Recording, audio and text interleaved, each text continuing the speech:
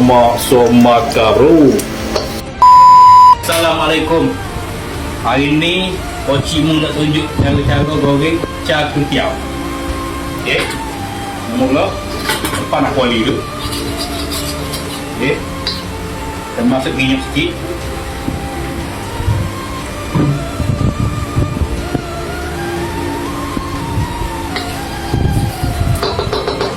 Kita tumis bawang putih pak blender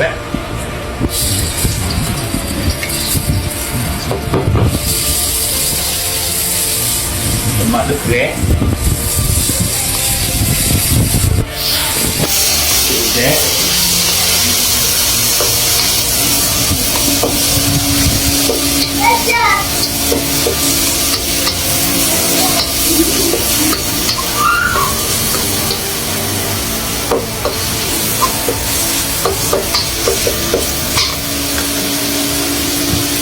grek ni kicap je kicap ni jangan guna banyak masing saya guna untuk setengah.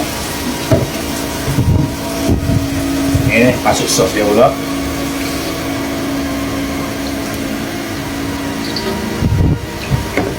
Tambah air sikit.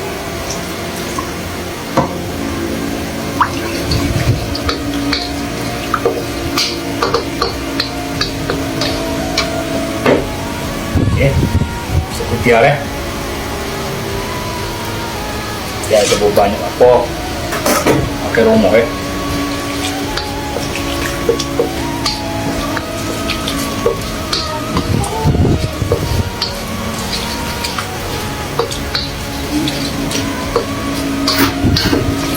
toge terpulih dah. Siapa nak pakai toge, bubuk toge kalau bersih apa penting dah pucat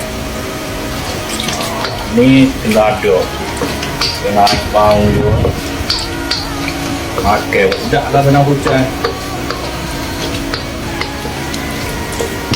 Okey, itu sahaja. Siap ni tengok ni lemak somaka bro. Resipi paling mudah, cepat tapi memang sedap. Tu ya boleh bayar. Okey, terima kasih nak mana tengok. Okey, bye bye. Kuncu.